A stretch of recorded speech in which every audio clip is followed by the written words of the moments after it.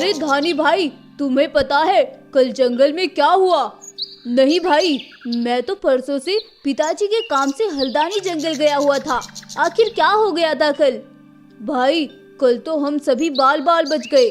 कल ना जाने किसने जंगल में धमाके किए और एक के बाद एक पूरे दिन धमाके होते रहे। वो तो हमने जंगल के जानवरों को सुरक्षित जगह पहुंचा दिया था, फिर भी कई सारे जानवर मारे गए और बहुत से जानवर घायल भी हो गए। ये क्या बोल रहे हो तुम? ऐसा किसने किया? क्या कुछ पता नहीं लगा कि ये सब किसने किया? नहीं भाई, अभी तक तो कुछ पता नहीं लग सका, लेकिन हम सभी लगे हुए हैं कि जल्द से जल्द पता लगा सके ताकि दुश्मन और वार न कर सके। भाई, फिर तो जंगल का बहुत नुकसान हो गया होगा। हाँ भाई, हुआ तो है, लेकिन फिर भी सब कुछ ठीक है, वरना कल तो कुछ भी हो सकता था। चलो फिर जल्दी करो, जल्दी से जंगल चलते हैं। नहीं भाई, जंगल में तो कोई भी नहीं है। सभी जानवर पहाड़ी पर सुरक्षित हैं और हम भी वहीं जा रहे हैं। इसीलिए बब्बर शेर महाराज ने मुझे भेजा है तुम्हें लाने के लिए। कहीं तुम जंगल में ना चले जाओ। लेकिन अब ऐसा क्यों? सब वहाँ क्यों है? क्योंकि भाई, दुश्मनों ने हमारे जंगल पर कब्जा कर लिया है। ये क्या बोल रहे हो तुम? हाँ भाई, मैं सही बोल रहा हूँ। तुम क्या निकले जंगल से? उन्होंने तो जंगल में तहस नहस कर दिया। वो दोनों ऐसी बातें करती हुई पहाड़ी पर पहुँचते हैं और धानी शेर अपने बाबा के पास जाता है। बाबा, ये सब क्या हो गया? मेरे एक दिन जाने के बाद सब कुछ तहस नहस हो गया। बेटा, यहाँ भी हर वक्त खतरा मंडरा रहा है, कभी भी कुछ भी हो सकता है। तुम्हें जिस काम के लिए भेजा था वो काम हो गया? नहीं बाबा, कुछ भी नहीं हो पाया। सुंदरवन के राजा ने हमें सिपाही देने से इनकार कर दिया। वो बोल रहा था कि वो अपने सिपाहियों की जान खतरे में नहीं डालना चाहता। फिर अब क्या होगा? जंगल के जानवर भूखे मर रहे हैं, आसपास से कहीं से भी कोई मदद नहीं आ रही है और जालिम हमारे ऊपर सेना ताने खड़ा है। आप घबराए नहीं बाबा, हम कुछ करते हैं। चलो शिकारा, कुछ हल ढूंढते हैं। धानी और शिकारा दोनों बहुत अच्छे दोस्त थे और ताकतवर भी। धानी एक बहुत समझदार शेर था, इसीलिए दुश्मन बस उसके जाने का इंतजार कर रहे थे। और जिस दिन धानी जंगल से निकला, उन्होंने तभी जंगल पर हमला कर दिया। धानी और शिकारा दुश्मन के खतरे से अनजान रात में खड़े हुए सोच रहे थे और आपस में बातें कर रहे थे। तभी दुश्मन जंगल पर हमला करने के लिए आ जाते हैं। अरे धानी भाई, वो देखो दुश्मन इधर ही आ रहे हैं। हमें जल्द से कुछ करना होगा, ये कभी भी यहाँ धमाके कर सकते हैं। धानी इतना तो कुछ सोचता, दुश्मन वहाँ हमला कर देते हैं और कई सारे हमले एक साथ करते हैं। भागो शिकारा, यहाँ से जल्दी करो, भागो यहाँ से। धानी और शिकारा मुश्किल से अपनी जान बचाकर वहाँ से निकलते हैं। उन दुश्मनों के जाने के बाद धानी अकेला नदी के पास वापस आता है और अपने जंगल के बारे में सोचने लगता है। तभी उस नदी से एक रोशनी आनी शुरू होती है जो कि धानी को बहुत से रूप देती है। धानी शेर ये सब देखकर बहुत खुश होता है और वह उस रोशनी का शुक्रिया करता है। तुम घबराना नहीं, बस दुश्मन का डटकर सामना करना है। अब वो तुम्हारा कुछ भी नहीं बिगाड़ पाएगा। अब धानी शेर शिकारा के पास आता है और शिकारा को सारी बात बताता है। शिकारा भी ये सब सुनकर खुश होता है। अगली सुबह होती है और शिकारा और धानी दोनों अपने जंगल पहुंचते हैं और रास्ते में उन्हें जो कोई भी मिलता है वो उसे ही कुचलते जा रहे थे। अब हम इन्हें नहीं छोड़ेंगे। इन्होंने अपने हित के लिए बहुत से मासूमों की जान ली है। अब इनका वक्त बहुत करीब आ गया है। धानी को देखकर दुश्मन का सरदार कांचा शेर उनका रास्ता रोक लेता है और बोलता है, तुम्हें अभी भी शर्म नहीं आई? आज फिर तुम मेरे इलाके में मरने के लिए चले आए। मैंने तुम्हें इससे पहले भी चेतावनी दी थी कि जंगल खाली कर दो, लेकिन तुमने मेरी बात नहीं मानी थी और उसका अंजाम तुमने देख ही लिया है। और आज फिर तुम खुद मौत के मुंह में चले आए। अब तुम हमारा कुछ नहीं बिगाड़ सकते जालिम शेर। अब मेरे पास इतनी ताकत है कि मैं तुम सभी को कुचल सकता हूँ। अबे चल जा, आसपास के जंगल वासियों ने तो तेरी मदद नहीं की। तू कुत्ते की तरह भटक रहा था, कभी इसके पास और कभी उसके पास। अब तू अकेला मेरा क्या ही बिगाड़ लेगा। कांचा शेर अपनी ताकत में चूर था और धानी शेर इसी का फायदा उठाकर अपने शरीर से काफी सारे शेर बाहर निकालता है और वह सभी मिलकर एक एक करके उन सभी जालिमों को मार डालते हैं और धानी कांचा को कैद कर लेता है और बोलता है, जाओ शिकारा, सभी जंगल वासियों को ये खबर दो कि खतरा टल चुका है और सभी जंगल वापस आ जाओ। शिकारा जल्दी से जाता है और सभी जानवरों को वहां बुलाकर लेकर आता है और जंगल के सभी जानवर जब कांचा को कैद देखते हैं और उसके सभी सिपाहियों को मरा हुआ देखते हैं तो बहुत खुश होते हैं और उन्हें अब धानी पर और भी ज्यादा फक्र होने लगा था।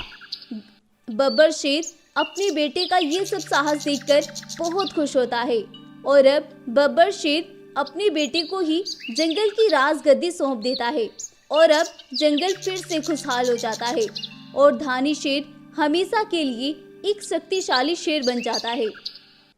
तो गाइस, आपको ये स्टोरी कैसी लगी हमें कमेंट करके ज़रूर बताएं और अगर आपको ये कहानी पसंद आई है तो प्लीज़ इस वीडियो को लाइक करें, शेयर करें और हमारे चैनल को सब्सक्राइब भी ज़रूर कर लें। Thank you. अरे भागो रे भागो, वो वापस आ गया। भागो, सभी जल्दी करो, वो किसी को भी नहीं छोड़ेगा। अब की बार वो सबको खत्म करेगा। जल्दी से सभी भागो।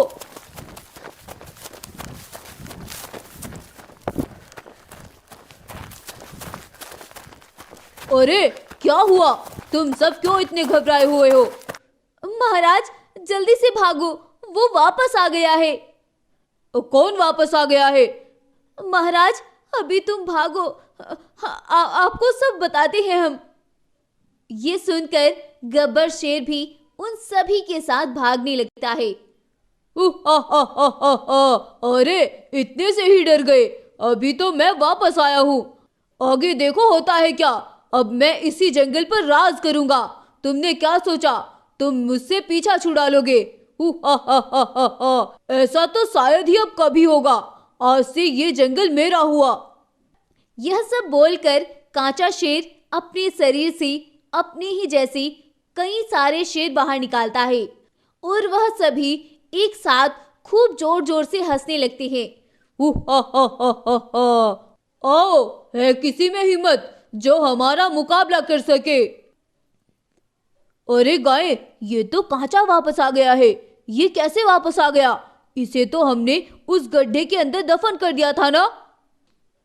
महाराज मैं क्या ही बताऊं, ये तो धरती को चीरकर बाहर आया है और महाराज मुझे लगता है अब हम इसका मुकाबला भी नहीं कर सकते। इसके पास तो जादुई शक्तियां भी है। तुम घबराओ नहीं, मैं कुछ सोचता हूँ और सभी जानवरों को उसके आने की खबर दो जिससे जंगलवासी अपने बच्चों को सुरक्षित कर सके। ठीक है महाराज, आप भी संभल कर, ये बहुत खतरनाक है महाराज। अब गाय सभी जंगलवासियों को एक एक करके चौकन्ना कर देती है और सभी जंगलवासी सुरक्षित हो जाते हैं। लेकिन इस बीच गब्बर शेर अपने परिवार को चौकन्ना करना भूल जाता है और वह कांचा को कैसे इस जंगल से भगाया जाए उसके बारे में सोचने लगता है।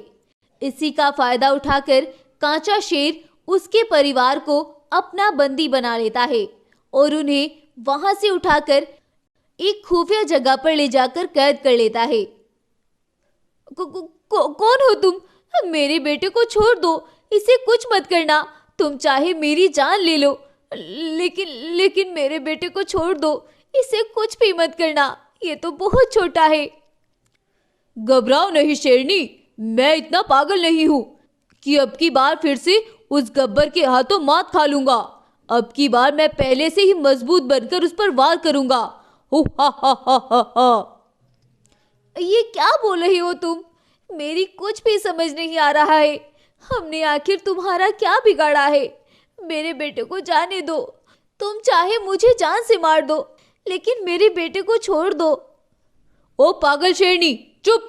मैं चाहता तो तुम्हें वहां भी खत्म कर सकता था, लेकिन फिर उस गब्बर की रग कैसे दबाता मैं? वो तो और जोश में आ जाता। अब तुम देखना मैं करता क्या हूँ। उधर गब्बर शेर जब अपनी गुफा में पहुंचता है तो वह वहां से अपनी पत्नी और अपने बच्चे को गायब देखता है। अरे ये शेरनी कहाँ चली गई शेरा को लेकर? क्या वो नहीं जानती कि जंगल में कितनी बड़ी मुसीबत ने हमला कर दिया है? अब मैं उसे कहाँ ढूंढूं? ऐसा बोलकर शेर फिर से वापस जंगल में चला जाता है और वह जंगल में जाकर अपने बेटे और शेरनी को तलाश करने लगता है। लेकिन बहुत देर तक ढूंढने तक उसे कोई भी जंगल में नजर नहीं आता है। और कहीं शेरनी गुफा में ही तो वापस नहीं चली गई और मैं उसे यहाँ ढूंढ रहा हूँ। चलो पहले मैं गुफा में ही चलकर देखता हूँ। अब गब्बर शेर अपने घर वापस जाने लगता है। तभी वह देखता है कि कांचा शेर राजगद्दी पर खड़ा है। अरे ये यहाँ क्या कर रहा है? देखता हूँ ये क्या कहता है। सुनो गब्बर, तुम अपने आप को बहुत ताकतवर समझते हो, तो सुनो, तुम्हारा बेटा और पत्नी मेरी कैद में है। अगर हिम्मत है तो उन्हें छुड़ा लो। तुम्हारे पास आज रात का टाइम है। अगर हिम्मत है तो उन्हें छुड़ा लो, वरना कल शाम होने से पहले पहले ये जंगल छोड़कर चले जाना। यह सब सुनकर गब्बर घबरा जाता है। क्या शेरनी को उसने कैद कर लिया है? क्या करूं मैं? अब कहाँ जाऊं? अब गब्बर शेर दौड़ता हुआ जंगल के जानवरों के इलाके में जाता है और उन्हें जाकर सारी बात बताता है। महाराज, ये तो बहुत गलत हो गया। वो तो बहुत जालिम है और रानी शेरनी तो उसके बारे में कुछ भी नहीं जानती है और वो शेरा को भी नुकसान पहुंचा सकता है। हमें जल्द ही कुछ करना होगा, वरना ये तो अनर्थ हो जाएगा महाराज। हाँ, मुझे इसी चीज की फिक्र है। महाराज, क्या आपको पता है आज अमावस्या की रात है और उसका अंत हो सकता है, लेकिन उससे पहले हमें शेरनी और शेरा को वहां से आजाद करना होगा महाराज। हाँ, मैं भी यही सोच रहा हूँ। मैं कैसे दो दो काम कर सकता हूँ? ये सब आप हम पर छोड़ दी महाराज, बस आप उसे खत्म करने की तैयारी करें। इसके लिए मुझे वो जादुई ताज उस गुफा से लाना होगा और इसमें मुझे वक्त भी काफी लग सकता है। अगर यहाँ कोई मुसीबत आ गई और उसने कुछ कर दिया तो? महाराज, कुछ नहीं होगा, आप बेफिक्र हो जाएं। हम सब आपके साथ हैं, हम सब संभाल लेंगे महाराज। यह सुनकर गब्बर शेर उस गुफा की ओर निकल जाता है जिसके अंदर वह जादुई ताज छिपा है और सभी जानवर अपने अपने काम पर लग जाते हैं और एक गाय कांचा शेर के पास जाकर बोलती है, महाराज क्षमा करें, लेकिन मैं आपको एक राज की बात बताना चाहती हूँ। क्या राज की बात? तुम कहना क्या चाहती हो? महाराज, गब्बर शेर जंगल के बाहर कुछ जादुई शक्तियां लेने गया है और मैंने सुना है उस जगह एक जादुई ताज भी है। जो भी उस जादुई ताज को हासिल कर लेता है वो हमेशा के लिए अमर हो जाता है, उसे कोई भी नहीं मार सकता है और वह जादुई ताज आज अमावस्या की रात को ही हासिल किया जा सकता है। क्या तुम सच कह रही हो? हाँ महाराज, आपके साथ झूठ बोलने की गुस्ताखी कैसे कर सकती हूँ मैं? तो चलो फिर मेरे साथ, वह जादुई ताज मुझे चाहिए। लेकिन महाराज, उसके लिए आपको एक परीक्षा देनी होगी। कैसी परीक्षा? हमारे जंगल में एक तालाब है और उसके ऊपर एक जादुई सीढ़ी है। अगर आपने उसे पार कर लिया तो आप उस जादुई ताज को पा सकते हैं और मुझे यकीन है आप ये सब जरूर कर सकते हैं। गाय, अगर तुमने एक लफ्ज भी झूठ कहा होगा तो सबसे पहले मैं तुम्हें ही खत्म करूंगा, उसके बाद इस जंगल को देखूंगा। महाराज, आपके लिए तो मेरी जान भी कुर्बान है, भला मैं आपसे गुस्ताखी कैसे कर सकती हूँ? कांचा शेर जादुई ताज के लालच में सब कुछ भूल जाता है और वह गाय के साथ वहां से चला जाता है। इसी बीच जंगल के जानवर शेरा और शेरनी को वहां से आजाद कर देते हैं। ये सब क्या है? ये कौन है और ये गब्बर शेर से किस चीज का बदला पूरा करना चाहता है? रानी शेरनी, आज से करीब 20 साल पहले ये कांचा हमारे जंगल में एक मौत बनकर आया था। तब तो गब्बर शेर महाराज भी बहुत छोटे थे और इसने हमारे जंगल को तबाह कर दिया था। उस साल ना जाने कितने ही जानवरों को इसने अपना निशाना बनाया था। सब इतने परेशान थे कि आखिर कैसे इसे खत्म करे। तब एक दिन अमावस्या की रात को गब्बर शेर महाराज ऐसे ही टहल रहे थे।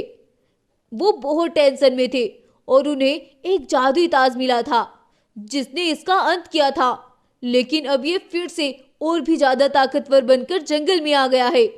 अभी तो इसने जंगल में किसी का कुछ भी नहीं बिगाड़ा, लेकिन अगर ये एक दिन और जिंदा बच गया तो पूरे जंगल को तहस नहस कर देगा। ये बहुत जालिम है रानी शेरनी। यह सुनकर शेरनी भी घबरा जाती है। गब्बर शेर महाराज कहाँ हैं? वो क्यों दिखाई नहीं दे रही है? कहीं इसने उन्हें ही तो नुकसान नहीं पहुंचा दिया? नहीं रानी शेरनी, सब ठीक है। गब्बर शेर महाराज वो जादुई ताज लेने जंगल से बाहर गए हैं। काम खत्म होने के बाद महाराज ने उसे एक गुफा के अंदर छिपा दिया था जिससे उसका कोई भी गलत इस्तेमाल ना कर सके। इधर जानवर शेरनी को सारा सच बताते हैं और उधर गाय उसे लेकर उस तालाब पर पहुंच जाती है और उसे वह जादुई रास्ता पार कराने लगती है। इसी बीच गब्बर शेर भी वह जादुई ताज लेकर वहां पहुंच जाता है। गब्बर शेर के पास जादुई ताज देखकर काचा गुस्से में आ जाता है और वह दौड़कर गब्बर शेर पर हमला करने के लिए उसकी ओर बढ़ता है और गब्बर शेर उस जादुई ताज की शक्तियों से उसे वहीं पर लॉक कर देता है और वहीं पर उसकी समाधि बना देता है। अब महाराज, इसे मार दीजिए, इसे इसके लोग वापस भेज दीजिए महाराज। गाय, हमने ये गलती पहले भी कर दी है और अगर आज फिर से हमने यही गलती करी तो ये और शक्तियां प्राप्त करके फिर से हमारे जंगल पर हमला करेगा और आज के बाद ये जादुई ताज भी हमारी कोई मदद नहीं कर पाएगा क्योंकि अब इसकी सारी शक्तियां खत्म हो चुकी है। अच्छा, ये बात है, तो फिर तो आपने बहुत अच्छा किया महाराज। अपना काम खत्म करने के बाद वो दोनों जंगल वापस आते हैं और सभी जंगल वासियों को उसके खत्म होने की खबर सुनाते हैं। ये सुनकर सभी जानवर बहुत खुश होते हैं और आज के बाद बरसों तक वह समाधि वहां सुरक्षित रहती है और कोई भी उसके पास तक नहीं जाता है और वह जंगल फिर से खुशहाल हो जाता है और ये कहानी यहीं पर खत्म हो जाती है। तो कैसी लगी आपको हमारी यह स्टोरी? अगर आपको ये कहानी पसंद आई है तो वीडियो को लाइक करके चैनल को सब्सक्राइब भी जरूर कर लें। Thank you. अरे काशी बेटा, आते हुए जरा अपनी बहन को भी देखते आना। सुबह से निकली हुई है, अभी तक नहीं लौटी। उसे तो यही काम है, पूरा दिन जंगल में घूमना। ये कब तक उसे यूं जंगल में ढूंढता फिरेगा? उसे भी अपने काम है और वैसे भी वो काम से जा रहा है, थका हारा आएगा और फिर उसे ढूंढता फिरेगा। बेटा तुम वापस आ जाना, वो जब उसका मन करेगा आ जाएगी। नहीं माँ, आप ही कैसी बातें कर रही हैं? वो मेरी बहन है और मैं उसे लेकर ही वापस आऊंगा। आप फिक्र ना करें पिताजी, मैं उसे लेकर आऊंगा। काशी ये सब बोलकर वहां से चला जाता है। इसी बीच जंगल में भयानक तूफान आ जाता है और सब तहस नहस होकर रह जाता है। सभी जानवर अपनी जान बचाने के लिए भागते हैं और काशी की बहन रेखा भी अपनी जान बचाने के लिए अपनी गुफा की ओर दौड़ती है। तभी उसकी नजर एक पेड़ के नीचे दबे हुए अपने भाई काशी पर पड़ती है और वह ये सब देखकर घबरा जाती है और वह चिल्लाने लगती है, अब बचाओ, कोई मेरे भाई को बचाओ, अब बचाओ, कोई मेरे भाई को बचाओ। रेखा चिल्लाती रहती है लेकिन उसकी मदद करने के लिए कोई भी वहां नहीं पहुंचता है और वह जैसे तैसे करके अपने भाई को वहां से निकालती है और उसे लेकर अपनी गुफा पर आती है। पिताजी जल्दी से भाई को बचाओ, देखिए ना इसे क्या हो गया। हाय, ये क्या कर दिया तूने? कमबख्त मारी, मैंने पहले ही मना किया था कि उसके पास इसे ना भेजो, लेकिन कोई मेरी बात नहीं मानता है। चली जाओ यहाँ से, मैं तुम्हारी शक्ल भी नहीं देखना चाहती।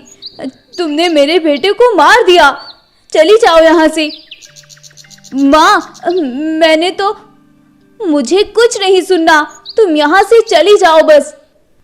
बाबा आप ही समझाए ना माँ को, मैंने कुछ भी नहीं किया।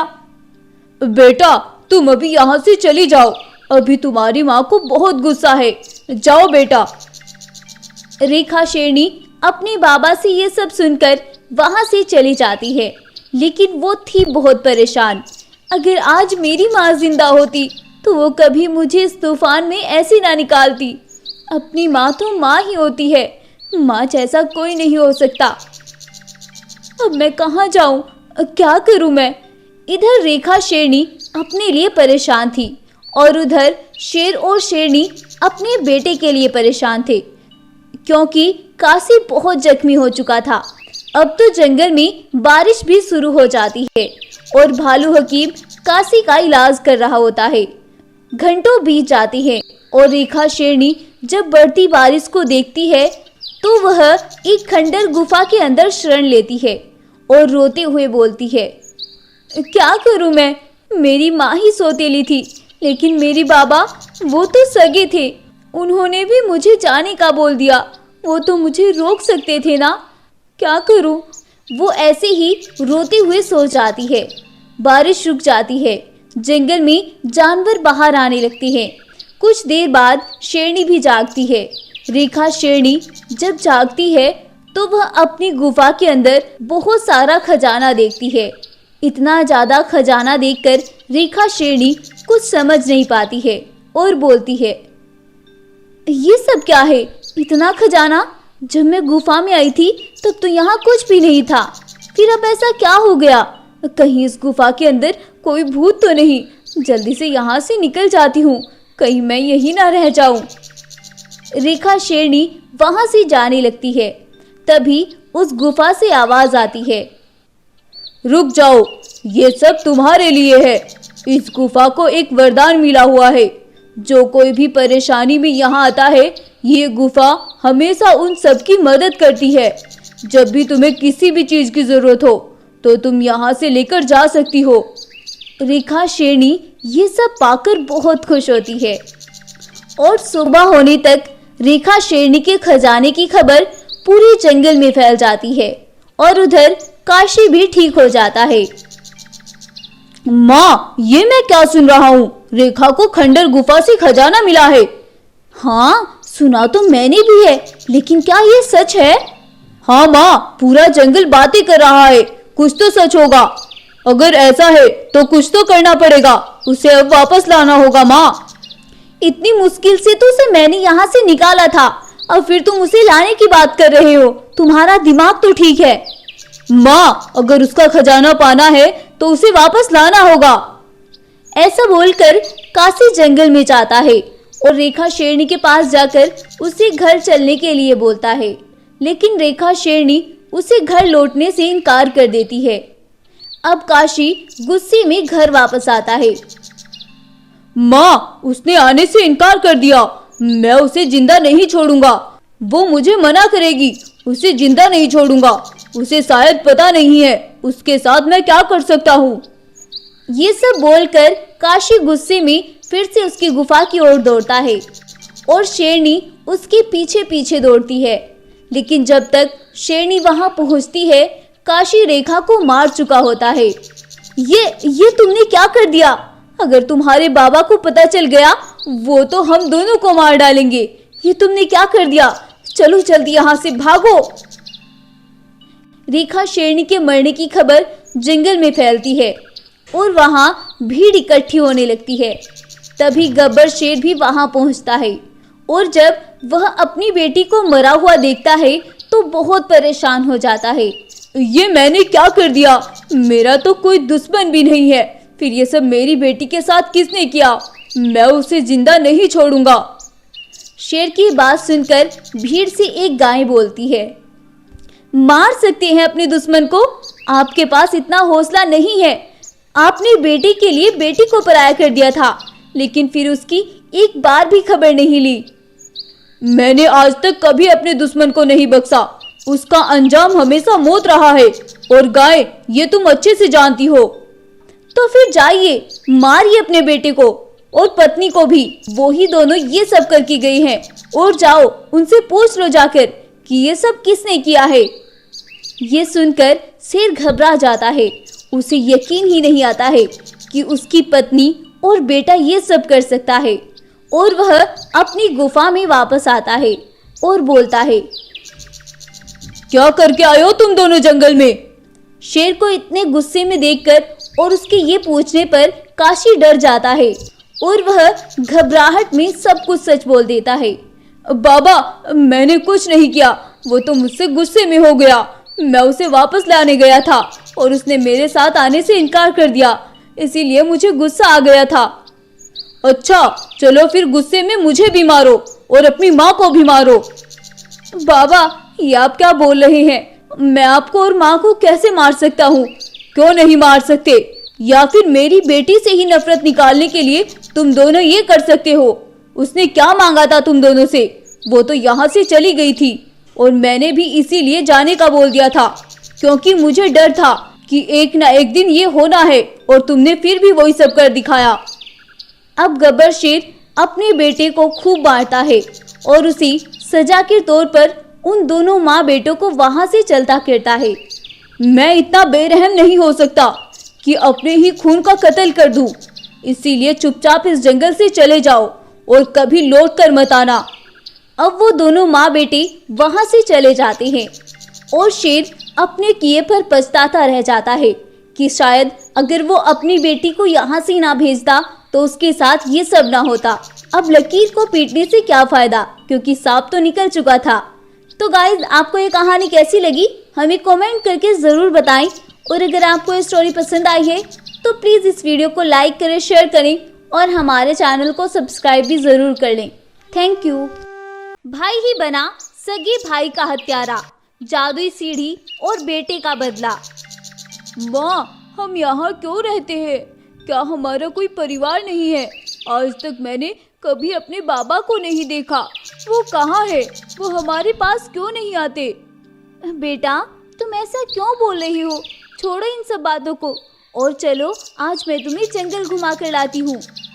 नहीं माँ, मुझे जानना है मेरे बाबा आखिर कहाँ है और वो हमारे पास क्यों नहीं रहते हैं, और हम इतने गरीब क्यों हैं? हमारे पास तो एक वक्त खाने के लिए खाना भी नहीं होता है, और सबको देखो उनके पास क्या कुछ नहीं है।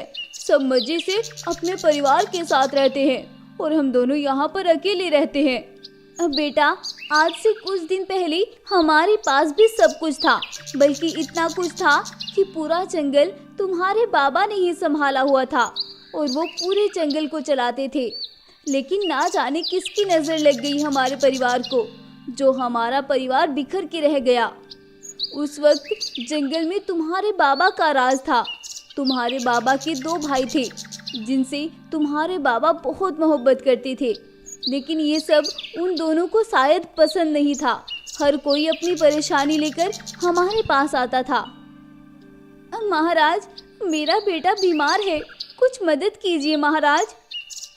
तुम घबराओ नहीं गाय बहन, मैं तुम्हें कुछ पैसा देता हूँ और जाओ अपने बेटे का इलाज कराओ। बहुत शुक्रिया महाराज, आप हमारे मसीहा हैं। बगदीरा शेर एक बहुत अच्छा राजा था और वो हमेशा जंगल के जानवरों की मदद किया करता था, लेकिन ये सब बातें उसके भाई वीरू और शेरा को पसंद नहीं था। वो हमेशा ही बगदीरा शेर की इन हरकतों से परेशान रहते थे और अपने भाई के पैसे पर ऐश किया करते थे। वीरू और शेरा पूरा दिन जंगल में आवारागर्दी करते और रात में शराब पीकर घर वापस आ जाते, लेकिन ये सब बातें बगदीरा को पसंद नहीं थी और वो हमेशा उन्हें समझाया करता कि वो ऐसा ना करे, लेकिन उन दोनों को बगदीरा का समझाना मजाक के जैसे लगता था। तुम मेरी बात समझते क्यों नहीं? मैं तुम्हारे अच्छे के लिए ही ये सब बोलता हूँ। इसमें तुम दोनों का ही फायदा है, मेरा क्या है? तुम दोनों अपनी जिंदगी को खत्म कर रहे हो। बगदीरा शेर अपने दोनों भाइयों को बहुत प्यार से ये सब समझाता है, लेकिन उन्हें कुछ भी समझ में नहीं आता है और वह उल्टा उसके दुश्मन बन जाते हैं। ये बगदीरा हमारे पिता का सारा खजाना ऐसे ही जंगल में बांट के खत्म कर देगा। जब तक हमारा वक्त आएगा ये सब कुछ खाली कर चुका होगा। हाँ भाई, तुम कह तो सही रहे हो, हमें कुछ करना होगा और जो भी करना होगा जल्द ही करना होगा, वरना हम बस हाथ मलते रह जाएंगे।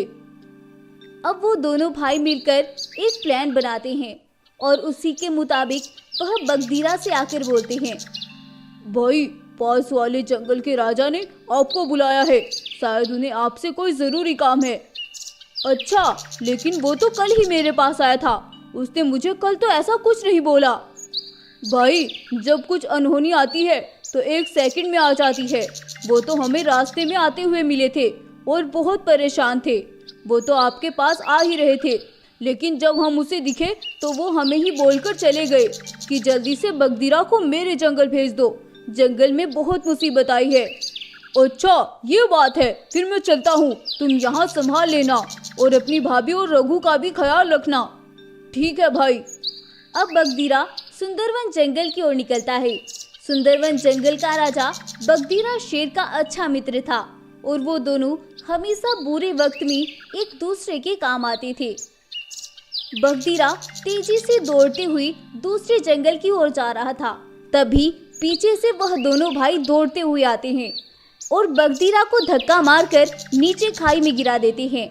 खाई में गिरते साथ ही बगदीरा की जान चली जाती है और वह बुरी तरह से घायल होकर मर जाता है और वो दोनों भाई आगे निकल जाते हैं।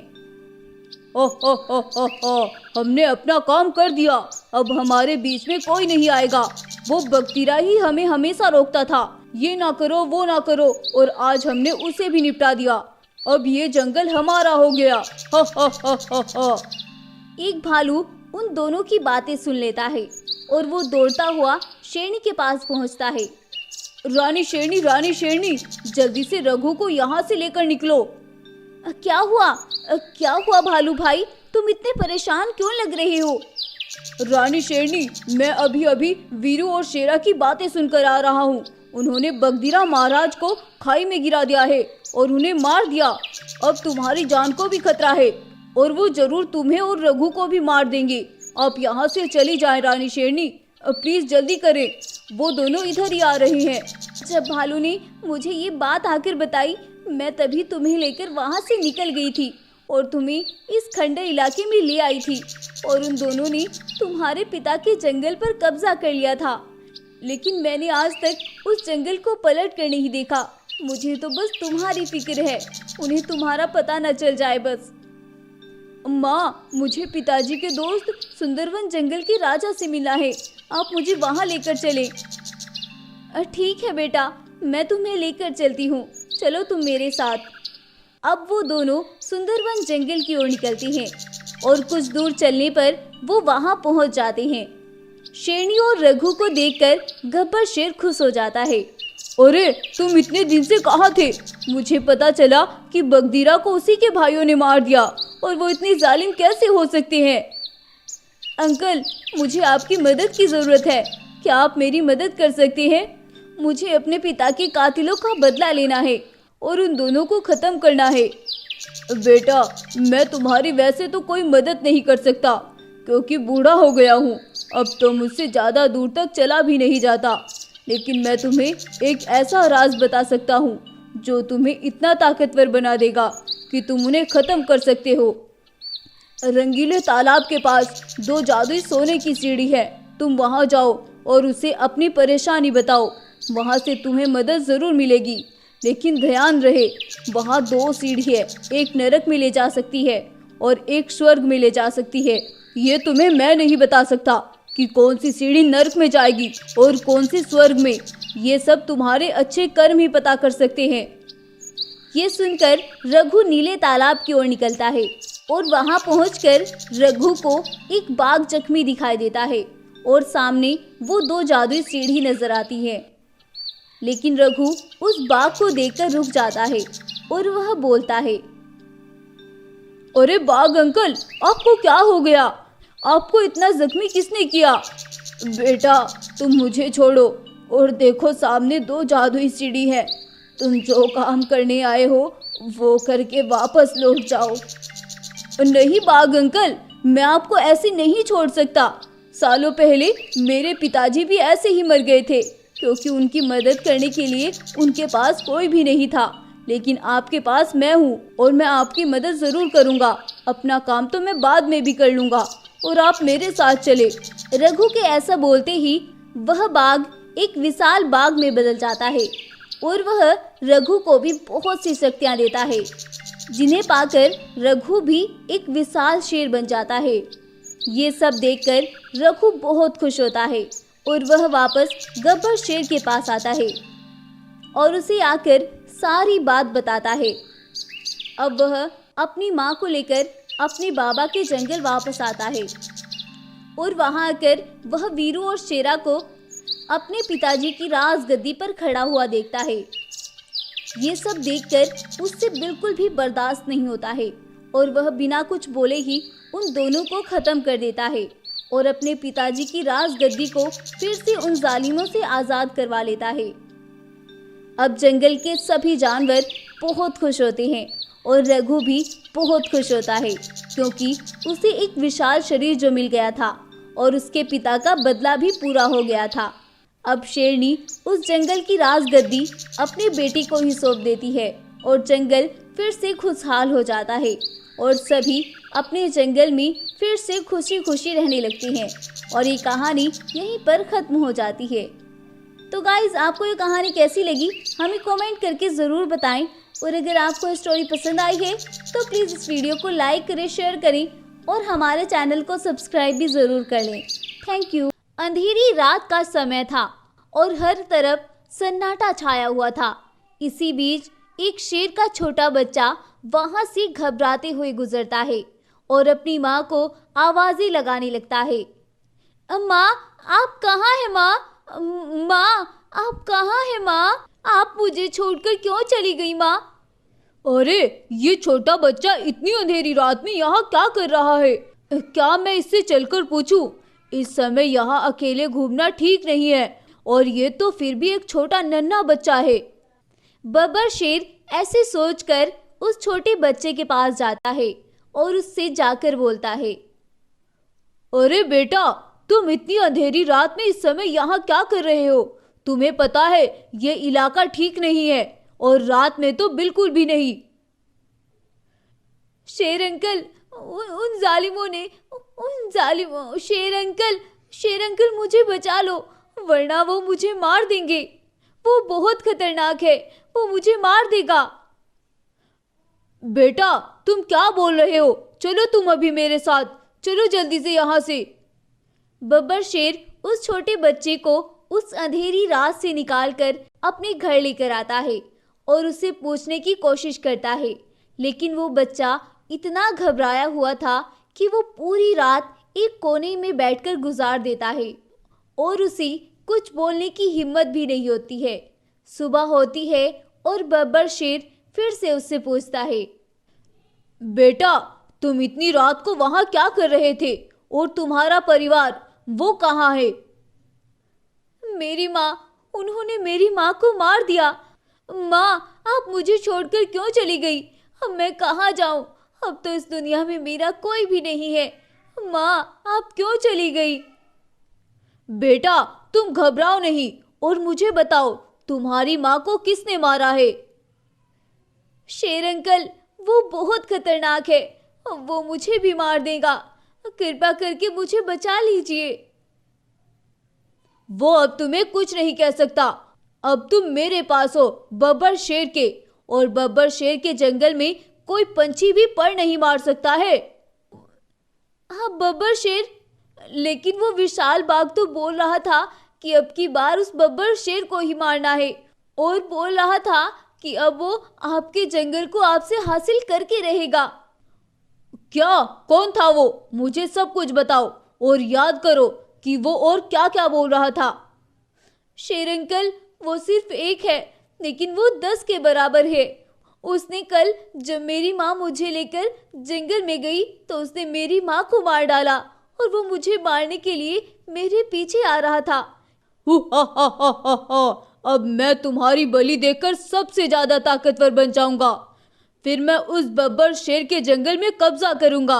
उसका जंगल बहुत हरा भरा और जानवरों से भरा हुआ है। उसके बाद मुझे किसी भी चीज की कमी नहीं होगी। शेर अंकल, वो कभी भी इस जंगल में आता होगा, मुझे और आपको ढूंढते हुए। आप मुझे बचा लीजिए। तुम घबराओ नहीं बेटा, आज से तुम बेफिक्र हो जाओ। जो होना था वो तो हो गया, लेकिन अब कुछ गलत नहीं होगा तुम्हारे साथ, क्योंकि आज से तुम मेरे साथ रहोगे। और बताओ बेटा, तुम्हारा नाम क्या है? मेरा नाम रुद्राक्ष है। ये नाम मेरे पिताजी ने रखा था, जो कि एक जंग में शहीद हो गए थे। तो आज से मैं तुम्हें इसी नाम से पुकारूं, और तुम मुझे अंकल नहीं पिताजी बोलना, ठीक है? क्या सच में? हाँ, चलो अब तुम मेरे साथ।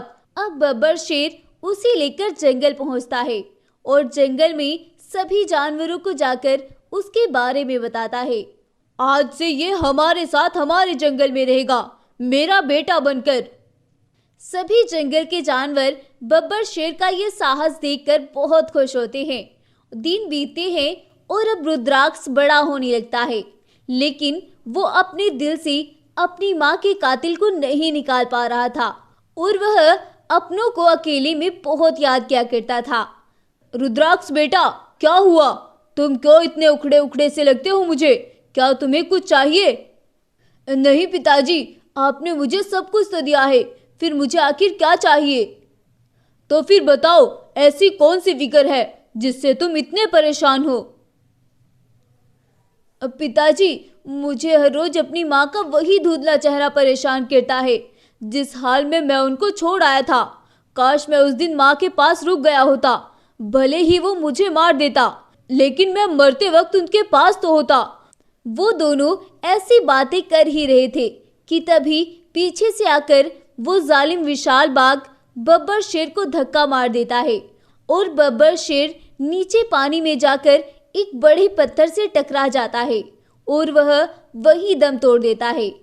रुद्राक्ष भी पीछे से पानी के अंदर कूद जाता है और मुश्किल से बब्बर शेर को उस नदी से बाहर निकाल कर लाता है और वह मायूस होकर बब्बर शेर को एक गाड़ी के अंदर डालकर जंगल में लेकर आता है। सभी जंगलवासी बब्बर शेर की खून से भरी लाश को देखकर सुन्न हो जाते हैं। अब रुद्राक्ष उन सभी को सारी बात बताता है। यह सुनकर सभी जानवर बहुत उदास होते हैं। इस रात रुद्राक्ष को एक पल के लिए भी सुकून नहीं आता है और वह पूरी रात बब्बर शेर के बारे में सोचता रहता है। और अगली सुबह वह सुबह ही जंगल में जाता है और सभी जंगलवासियों को इकट्ठा करता है और उनसे बोलता है, मैंने सभी अपनों को खो दिया और सभी का कातिल वो एक ही है, इसीलिए मैंने सोचा है कि अब उसका ये खेल बहुत हो चुका, मैं चुप नहीं बैठूंगा। रुद्राक्ष बेटा, लेकिन तुम तो बता रहे थे कि वो बहुत विशाल है, फिर तुम कैसे उसका मुकाबला करोगे? इस सब में आप सबको मेरा साथ देना होगा, तभी मैं उस बुरी शक्ति से लड़ सकता हूँ। अब रुद्राक्ष सभी जानवरों को अपने प्लान के बारे में समझाता है और अब सभी जानवर अपने काम पर लग जाते हैं। उधर एक गाय उस विशाल बाघ से टकरा जाती है और वह उससे बोलती है, बाघ महाराज, अब तो सिर्फ एक शिकार बचा है और फिर हमेशा के लिए सुंदरवन जंगल आपका हो जाएगा। मैंने सुना है आपको सुंदरवन जंगल से बहुत प्यार है। हाँ, बचा तो एक ही है, लेकिन मैं सोच रहा हूँ उसे अपना गुलाम बनाकर रखूंगा। नहीं महाराज, ये गलती मत करना। वो बहुत चालाक और ताकतवर है, वो कुछ भी कर सकता है। गुलाम तो आपका पूरा जंगल होगा, फिर इतना बड़ा रिस्क क्यों लेना? वो कभी भी अपनों का बदला लेने के लिए आपकी पीठ में छुरा घोंप सकता है। हाँ, ये तो मैंने सोचा ही नहीं। ऐसी बात है तो फिर ये तो मैं अभी करके आता हूँ। वो क्या है मेरे सामने, पिद्दी सा शेर? महाराज, मैं अभी देख कर आ रही हूँ। वो चालाक आपको मारने की प्लानिंग कर रहा है और पहाड़ी के पीछे कुछ जानवरों को अपने साथ लिए खड़ा है। अच्छा, उसकी इतनी मजाल कि वो मुझे मारे और मुझे मारने की प्लानिंग करे। मैं अभी जाकर उससे बताता हूँ कि मैं क्या चीज हूँ। विशाल बाघ ये सुनकर गुस्से में सुंदरवन जंगल की ओर दौड़ता है और जब वह पहाड़ी के पास से तेजी से गुजरता है तो जंगल के कुछ जानवर पहाड़ी के ऊपर से कुछ बड़े पत्थर उसके ऊपर फेंक देते हैं, जिनके नीचे दबकर वह विशाल शरीर वही मर जाता है और वही दम तोड़ देता है। ये सब देखकर सभी जंगलवासी बहुत खुश होते हैं और खुद रुद्राक्ष भी आज थोड़ा थोड़ा खुश होता है और बोलता है, माँ पिताजी, आज मैंने आप सबके बदले एक ही बार में पूरे कर लिए। मुझे माफ कर देना। मैं आपके जीते हुए उन जालिमों का कुछ नहीं बिगाड़ पाया। बेटा, तुमने इतनी जानवरों की जान को बचा लिया, अब इसका शुक्र करो और जो गुजर गया उसे भूल जाओ। गाय माँ, आपका बहुत शुक्रिया। आपने मेरा साथ दिया, वरना मैं अकेला उसका कुछ भी नहीं बिगाड़ सकता था। अरे शुक्रिया किस बात का? ये तो मेरा फर्ज था। किस बात का शुक्रिया? ये सुनकर रुद्राक्ष बहुत खुश होता है और अपने पिताजी का राज सिंहासन संभाल कर खुशी से जंगल में रहने लगता है। तो गाइज, आपको ये स्टोरी कैसी लगी हमें कमेंट करके ज़रूर बताएं और अगर आपको ये कहानी पसंद आई है तो प्लीज़ इस वीडियो को लाइक करें, शेयर करें और हमारे चैनल को सब्सक्राइब भी ज़रूर कर लें। Thank you.